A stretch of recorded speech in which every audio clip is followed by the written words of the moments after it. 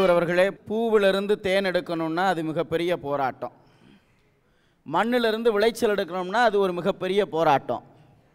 ஆட்சி நடத்துகிற ஆட்சியாளர்களுக்கு ஆட்சி நடக்குமா நடக்காதான்னு பெரிய போராட்டம். 18 பேர் என்ன ஆவாங்கன்ட்டு இன்னொரு குரூப்புக்கு பெரிய போராட்டம்.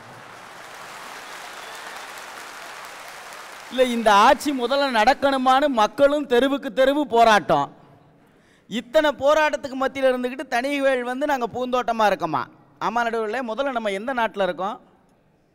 மறந்து வச்சா அவனுக்கு அந்த நிலையில் ஓடிக்கிட்டு இருக்கு இப்போ நாட்டோட நிலைமை. தமிழ்நாடு இல்லை, தமிழ்நாடுங்கிறத தனிவேலுக்கு நல்லா சத்தமாக சொல்லுங்கள். வாழ்க்கை ரொம்ப பூந்தோட்டமாக இருக்காமா தமிழ்நாட்டில்? கேட்டுக்கங்க. காலையிலேருந்து அவன் ஒரு 10-15 நாளாக தலையை கொண்டு வா, கையை கொண்டு வா, காலை கொண்டு வான்னுக்கிட்டு இருக்காங்க. எனக்கு என்னமோ கசாப்பு கடையில் இருக்க மாதிரியே ஒரு ஃபீலிங்கோடையே இருக்கேன் நான். நாடு இந்த லெவலில் போய்கிட்டு இருக்கு, வாழ்க்கை ரொம்ப பூந்தோட்டமாக இருக்கான். நான் கேட்குறேன் சார், பர்த் சர்டிஃபிகேட்லேருந்து டெத்து சர்டிஃபிகேட் வரைக்கும் இந்த நாட்டில் 10 பைசா கொடுக்காம நான் வாங்கிடுவேன்னு சொல்லுங்கள். இந்த நாட்டில் நான் பூந்தோட்டத்தோடு வாழ்கிறேன், நான் ஒத்துக்கிறேன். அதாவது சங்கர், பர்த் சர்டிஃபிகேட் கூட ஒரு மனசார கொடுத்துடலாம், பிறந்து வாழ போகிறேன். செத்த சர்டிஃபிகேட்டை வாங்கிறதுக்கு காசு கொடுத்து வாங்கிறதுனா அதை விட கொடுமை உலகத்தில் வேறு என்னையா இருக்க முடியும் சொல்லு?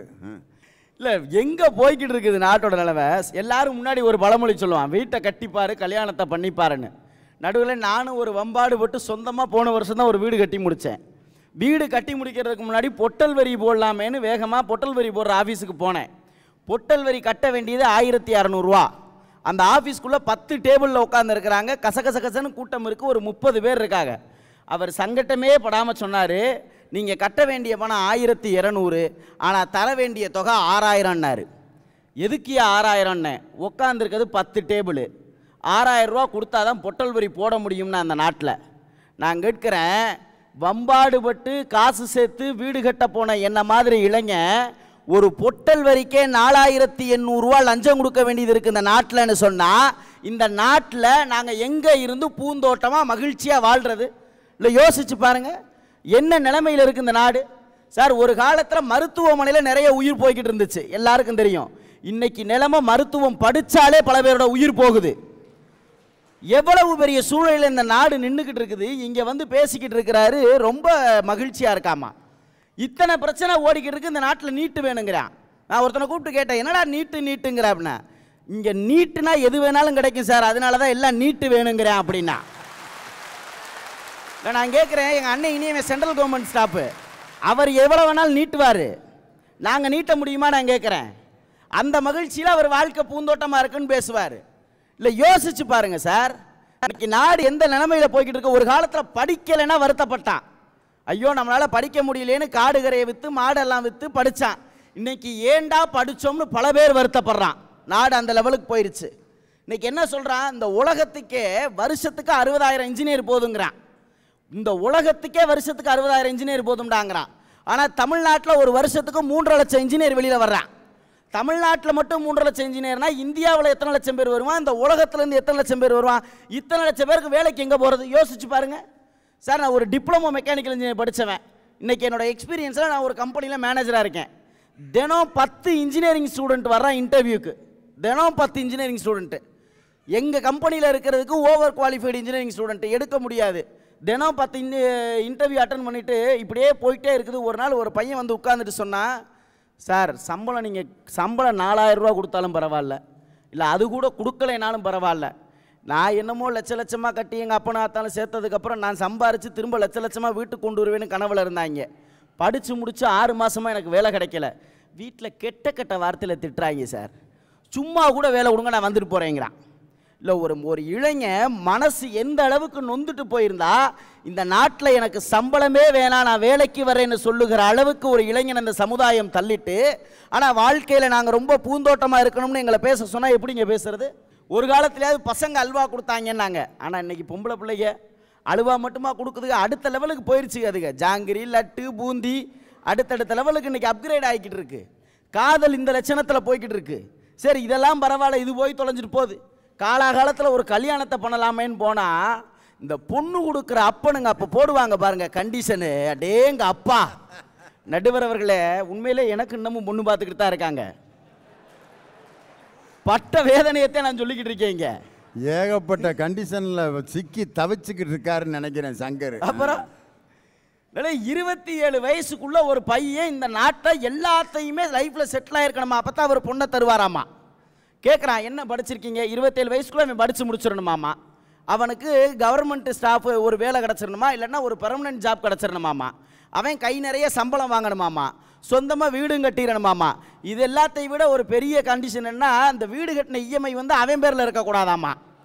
அது எவன் பேரில் வேணாலும் இருக்கட்டும், நீ ஓன் பேரில் இஎம்ஐ கடன்லாம் இருந்துடக்கூடாதாம்மா. இத்தனை கண்டிஷனும் போட்டேன். நான் ஒரு பொண்ணு கொடுக்குற ஒருத்தனை கூப்பிட்டு கேட்டேன், நீ எவ்வளோடா போடுவோம் பொண்ணுக்குன்னே. நான் 80 பவுன் நகை போடுவேன் அப்படின்னா. சரி, நீ எப்போ லைஃப்பில் செட்டில் ஆன? 40 வயசில் செட்டில் ஆனேன்னு. கல்யாணம் எப்போ பண்ண? 19 வயசில் பண்ணேன்னா. 19 வயசில் இவர் கல்யாணம் பண்ணி 40 வயசில் இவர் செட்டில் ஆயிடுவாராமா. இவர் கொடுக்குற பொண்ணுக்கு மட்டும் பையன் 27 வயசுலேயே செட்டில் ஆயிருக்கணுமாமா. இந்த நாட்டில் காதலிக்க முடியல, ஒரு இளைஞனால் கல்யாணம் பண்ண முடியல, சுற்றி இத்தனை பிரச்சனைகள் ஓடிக்கிட்டு இருக்குது. ஆனால் வாழ்க்கை வந்து நாங்கள் பூந்தோட்டம்னு பேசணுமாமா. யோசிச்சு பாருங்க சார், எவ்வளவு பிரச்சனைகளுக்கு நடுவில் இன்னைக்கு இளைஞன் வாழ்ந்துக்கிட்டு இருக்கான். எத்தனை இளைஞன் தான் குடும்பத்துக்காக தன்னுடைய ஆசா பாசங்களை எல்லாம் தூக்கி ஓரமாக வச்சுட்டு தான் குடும்பத்துக்காக உழைச்சிக்கிட்டு இருக்கான்.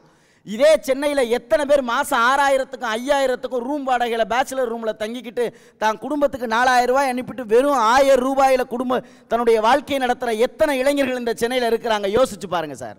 சார், அவனோட வாழ்க்கையில் எப்படி தெரியுமா, எப்படியோ வீட்டில் நல்லா சாப்பிட்ருப்பான், ஆனால் இன்றைக்கி அவன் இங்கே தான் சமைச்சு சாப்பிடணும். சமைப்பான் சார், சமைப்பான். அதுவே கெட்டியாக இருந்துச்சுன்னா அதை சாம்பார்னு சொல்லிக்குவான், தண்ணியாக இருந்துச்சுன்னா அதையே ரசம்னு சொல்லிக்குவான். வேறு வழி இல்லை. பல நாள் சாப்பிட்ருப்பான், பல நாள் சாப்பிடாம கூட தூங்கி இருப்பான். இப்படியெல்லாம் உழைக்கிற இந்த இளைஞர்களுக்கு மத்தியில் இருந்துக்கிட்டு எங்களுடைய வாழ்க்கை பூந்தோட்டமாக இருக்கணும்னு எப்படி பேச முடியும்? நான் ஒரே ஒரு சின்ன உதாரணத்தோடு இந்த தலைப்பை நிறைவு செய்கிறேன். கோலார் தங்கச்சுரங்கத்தில் ஒரு இளைஞன் வேலை பார்த்துக்கிட்டு இருந்தான். அங்கே வந்து வேலை பார்த்துக்கிட்டு இருக்கிற பொழுது நிறைய கண்டிஷன்ஸ் இருக்குது. அதில் வந்து அந்த போர்டுலாம் அந்த எழுதி போட்டிருப்பாங்க, யாருக்காவது ஏதாவது உயிருக்கு ஆபத்து ஏற்பட்டால் இத்தனை லட்சம் மதிப்பீடு வந்து இழப்பீடாக தரப்படும்னு போட்டிருப்பாங்க. கைக்கு இவ்வளவு, காலுக்கு இவ்வளவு, உயிரிழப்பு ஆச்சுன்னா இவ்வளவுன்னு. ஒரு பையன் காலு கொடுத்து காலு இழந்துட்டான். அவனுக்கு 5 லட்சம் ரூபாய் கொடுத்து அவனை வீட்டில் வச்சுருக்கிறாங்க. எல்லாரும் போய் பார்க்க போகிறாங்க. ஏன்னா டே, நீ மெரிட் ஸ்டூடெண்ட்டு, நீ எவ்வளவு பெரிய ஆள், எல்லாத்துலையும் கவனமாக இருக்கிற ஆள், ஏண்டா உன் காலை இழந்துட்டு இப்படி பணத்தை வாங்கிட்டு வந்து உட்கார்ந்துருக்கேடான்னு. அவன் சொன்னான், 30 வயசாகி இன்னும் எங்கள் அக்காவுக்கு கல்யாணம் ஆகலடா, 30 வயசாகி இன்னும் எங்கள் அக்காவுக்கு கல்யாணம் ஆகலை, வெறும் 5 பவுனு போட முடியாமல் இன்னும் எங்கள் அக்கா அந்த வீட்டில் உட்கார்ந்துருக்குது. என் சொந்தக்கால் போனாலும் பரவாயில்லை, என் அக்காவிற்கு நான் பந்தக்கால் போட்டே ஆக வேண்டும் என்கிற கட்டாயத்தில் இன்னைக்கு இருக்கேன்னு எத்தனை இளைஞன் வாழ்ந்துக்கிட்டு இருக்கிறான். இத்தனை பிரச்சனைகளுக்கு மத்தியில் இளைஞருடைய வாழ்க்கை ஓடிக்கிட்டு இருக்குது. ஆனால் இன்றைய சூழ்நிலையில் இளைஞர்களுடைய வாழ்க்கை பூந்தோட்டமாக இருக்கிறது என்கிற பொய்யை மட்டுமே பேசுவதற்காக ஒரு அணி வந்திருக்கிறது.